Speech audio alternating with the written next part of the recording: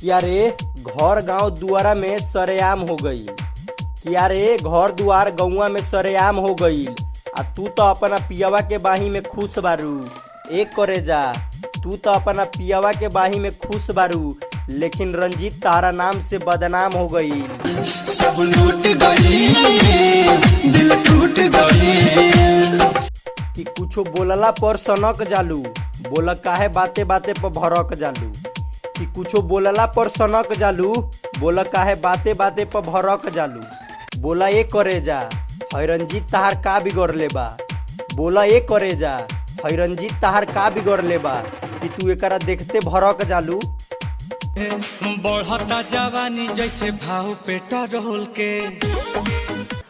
अगर आप अपनों नाम के शायरी बनवाना चाहते हैं तो नीचे कमेंट करना ना भूले दोस्तों।